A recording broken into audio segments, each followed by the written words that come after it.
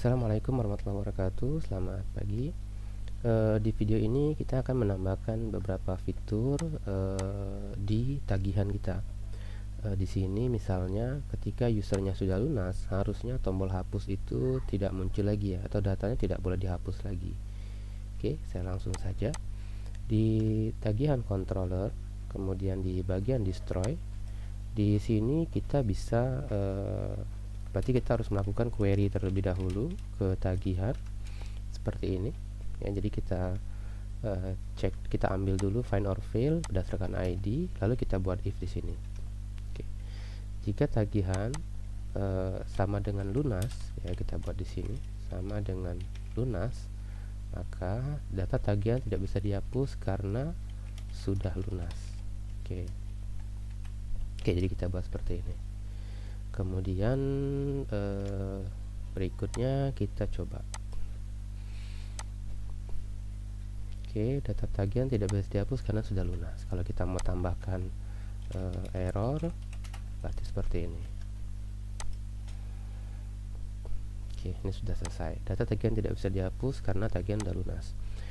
Kemudian berikutnya, kalau kita mau menghilangkan tombolnya boleh saja. Berarti di tagihan indeks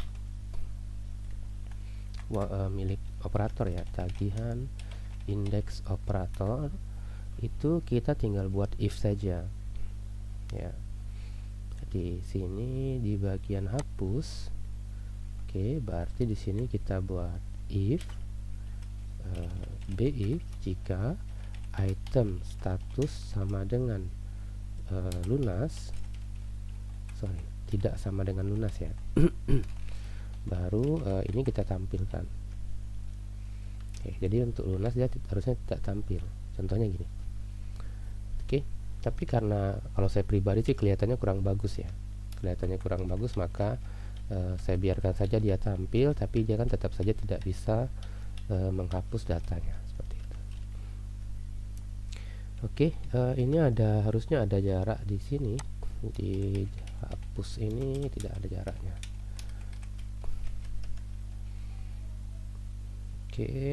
Oke, sip. Lalu fitur berikutnya yang mau kita tambahkan itu adalah kalau sekarang ini, ini kekecilan 22. Kalau sekarang ini misalnya ada satu tagihan yang bermasalah, itu kita harus membuat tagihan ulang semuanya kan tidak ada pilihan kita untuk membuat tagihan berdasarkan satu siswa ya, yang ada kan jadi kan kalau mau buat tagihan ini kita buat semua dulu nih. Nah, maka kita akan tambahkan satu fitur lagi di sini, nanti muncul select muncul data siswanya, kemudian nanti bisa dipilih ataupun bisa dikosongkan ya. Oke, berarti di sini saya buka tagihan controller. Lalu di tagihan controller itu di bagian function create, di sini kita buat siswa list sama dengan bukan sama dengan array siswa. Oh, ini udah ada siswa all ya. Sebentar, saya lupa. Ini mungkin itu yang lama kemarin ya. Oke, jadi tinggal panggil siswa plug nama, atau langsung saja sebenarnya kalau ini kita tidak pakai. Oke, seperti ini dihapus saja. Oke, kemudian di tagihan formnya, tagihan form operatornya, ini boleh dihapus saja ya, kemarin kita tidak pakai ajak lagi. Oke, di bagian atas ini, oke, kita tambahkan di sini, tinggal duplikat saja, buat tagihan pilih siswa atau biarkan kosong, atau dibuat keterangan lah ya, baiknya seperti apa. Misalnya jika kosong maka akan dibuat tagihan untuk semua siswa, jadi dibuat semacam keterangan. Oke, ini kita ganti seperti biasa. Kemudian di sini kita pakai form select siswa ID, kemudian di sini siswa list selectednya null, kemudian untuk kelasnya form control,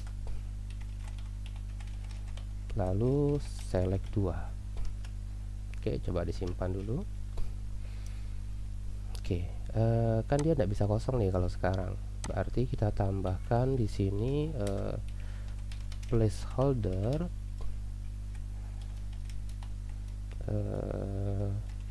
pilih siswa. Oke. Oke, seperti ini. Ini berarti harus ditambahkan MT3. Oke, sudah. Jadi dia bisa pilih siswa atau dibiarkan kosong.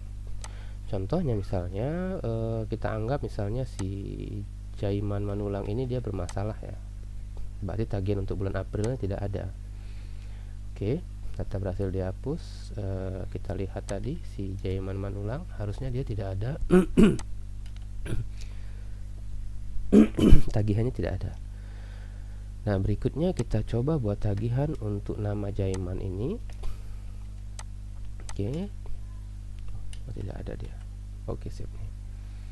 Untuk bulan April tadi ya. Berarti April bulan 4. Kemudian di sini 10. Oh, sorry.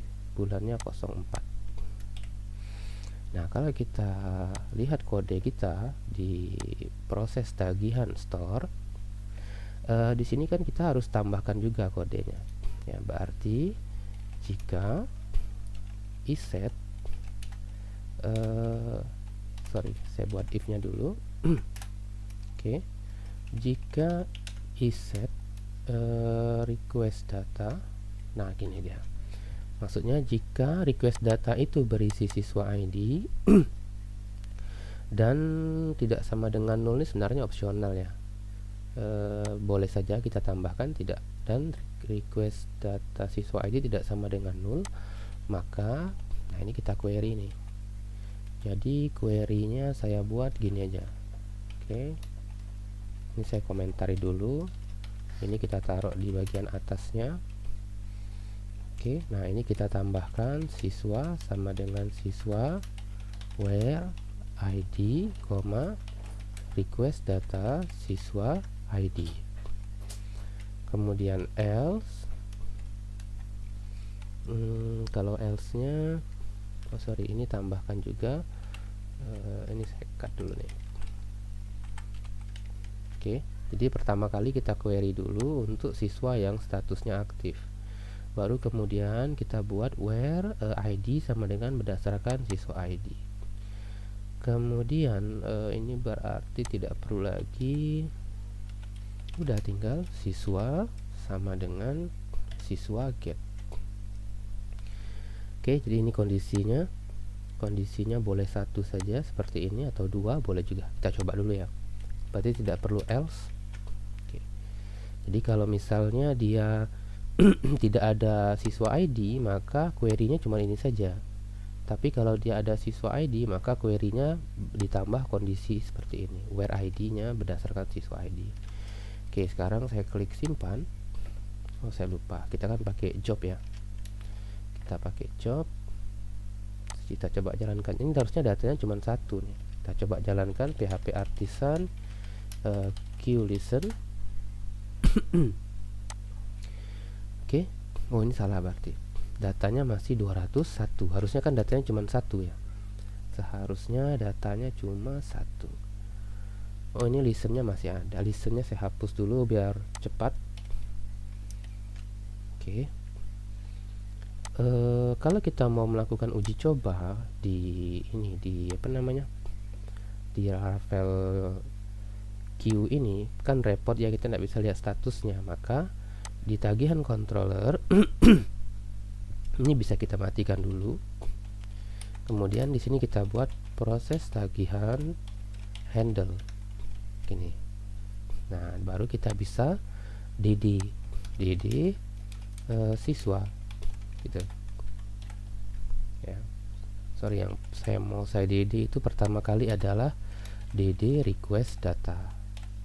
Mungkin tadi lupa saya refresh ya, kemungkinan. Oke, ini sudah dieksekusi. Ini error. Oh, ini error karena saya lupa menambahkan min timeout sama dengan 0. Oke, ini biarkan saja. Jobnya error, kita masih fokus ke tambah data tagihan milik si siapa tadi, Jaiman ya, Jaiman Manulang untuk bulan 4. Ini juga sama, bulan 4. Kita simpan. Oke, kita lihat di sini user ID. Nah, siswa ID-nya tidak ada. Harusnya ada di request data itu kan harusnya ada siswa ID. Nah, ini dia tidak ada. Kita coba cek dulu. Array merge validate. Oh, di validate-nya lupa nih. Berarti di store tagihan request kita harus nambahkan di sini siswa ID. Siswa ID-nya itu nullable ya. Nullable boleh null. Kemudian dia itu harus exist ya, harus ada di tabel siswa. Oke, ini yang bikinnya tidak terkirim tadi. Kita coba back dulu, kemudian kita refresh. Pilih lagi Jaiman Manulang. Kemudian bulan 4. Oke, kita coba simpan. Nah, sekarang sudah ada siswa ID statusnya 200.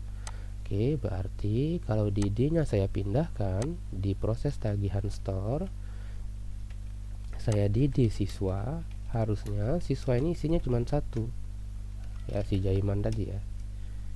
Oke, ini udah benar. Udah, nah selesai.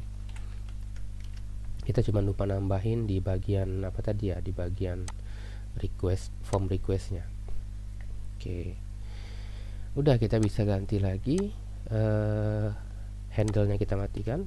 Jadi handle itu mau manggil langsung ya, kita manggil job secara langsung, itu kita menggunakan metode namanya handle. Kalau kita mau ngirim dia ke queue, maka kita panggil dispatch.